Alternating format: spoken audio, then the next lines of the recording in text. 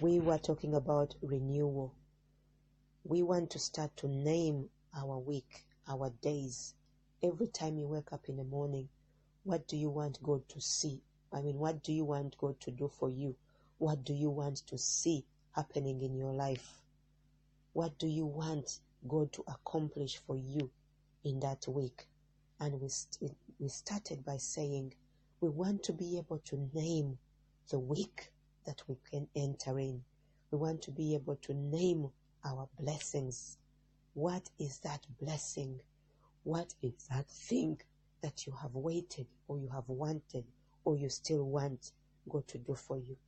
That thing that has taken years and years and has not been fulfilled, and we want to still trust God for those things. We also talked about renewing our minds, and I've been going through scriptures and scriptures about renewing of our minds. And just briefly, I'm going to talk about the renewal of mind. In Romans chapter 12, verse 1, it says, "Do not be conformed to the standards of this world, but be ye transformed by the renewing of your mind." So day by day, we want to walk in the scriptures. We want to guard our minds with the word of God.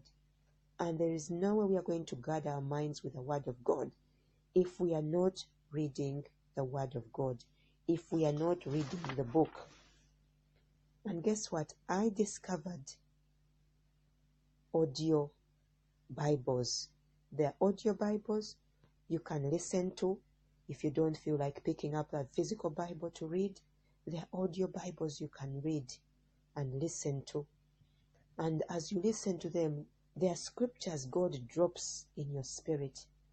And there are scriptures that get stuck in your mind. And as you allow God to use those scriptures to speak to your mind, to meditate on those scriptures, life will be easier. We live in a world that is confused. The world is confused with so many things. There are so many doctrines. There are so many hearsays.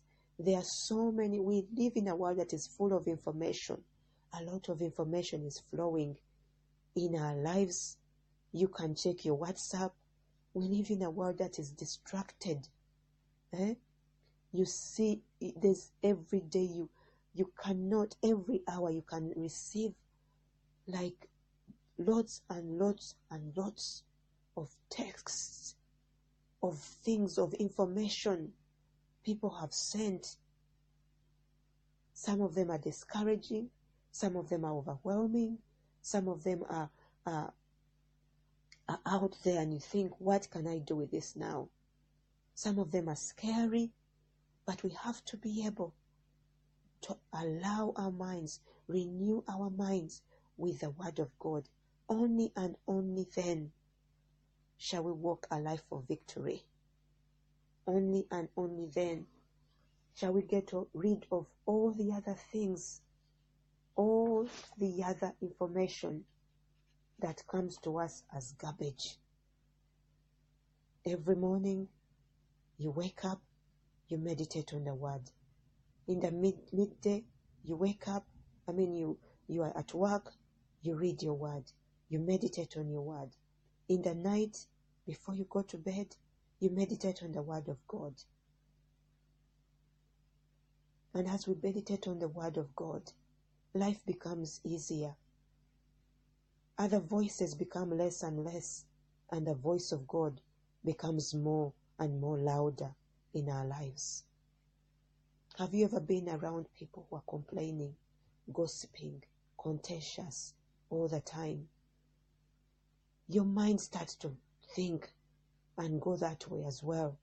You start to murmur, you start to complain, you start to gossip, you start to talk about other people in a way that is ungodly. It's only the word of God that can guide us in this time, in this season, where things are challenging, where life is challenging. Only the word of God can guide us. So I encourage you, in your secret place, in your secret moment, in your secret walk, read the Word of God. Meditate on your Word of God. Guard your heart with the Word of God.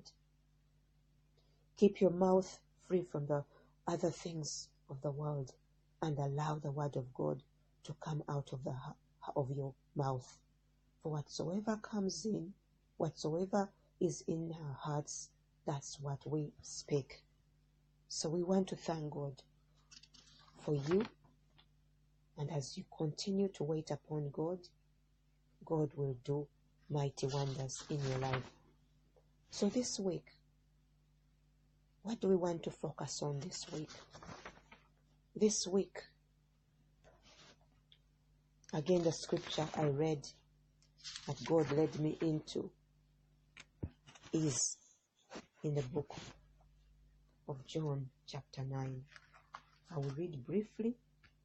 If you want to take the scriptures, you can take the scripture. So I'm going to read it briefly. It is this man who was born blind. And I've been meditating on this word. And I've been walking in that word. And I've received promises of God through this word, which I want to share this morning. This man was born blind. And as Jesus passed by, he saw a man who was born blind from birth. His disciples asked him, saying, Rabbi, who sinned, this man or his parents, that he was born blind?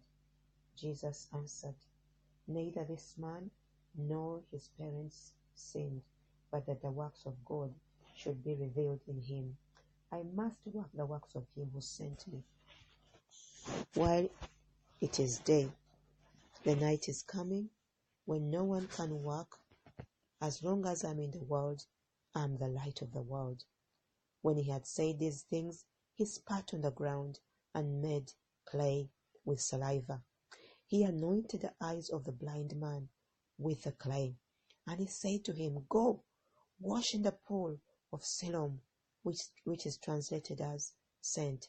So he went and washed and came back, saying, Hallelujah. Therefore the neighbors and those who previously had seen this man blind said, Is it not the man who sat and begged? Some said, This is he. Others said, He is like him. And he said, I am he. Therefore they said to him, How are your eyes opened? He answered and said, A man called Jesus made clay and anointed my eyes and said to me, Go to the pool of Siloam and wash. So I went and washed, and I received sight. Then they said to him, Where is he? He said, I do not know. So as I was meditating upon this word, a few things came into my heart. This man was born blind. First of all, Jesus healed him on the Sabbath day. That is unlawful. And those who saw him asked him how he was made well. He replied, I don't know. I don't know how I was made well. All I know is I was blind, but now I see. And the way God revealed this scripture to me is so funny. This man was born blind. Can you imagine? He had never seen his family. He was blind to the things around him. He was blind to the opportunities around him. He was blind to the world. He was living in darkness all the time. He was living in fear of being knocked over. He was living in a time of hopelessness, not thinking that he would ever receive sight. So what does this say to us? Sometimes we can live this life, but we live in blindness. Sometimes we live this life, but we walk through it. We go through motions. A day goes, a week goes, a month goes, and you've not seen anything happening around you, anything changing in your life. You pray, you wonder whether God has answered, you continue to pray, So we live in this space. And this man was like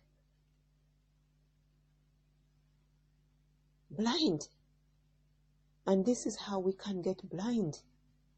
Even when good things happen around us, you're blind to them. Even when someone presents an opportunity, you're blind to them.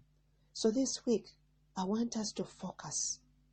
I want us to allow ourselves, ask God to show us, help us to open our eyes to see the things around us that we want to see. And we are going to name this week a week of receiving sight, receiving vision. This man's vision was blurred from birth. He was overshadowed by darkness.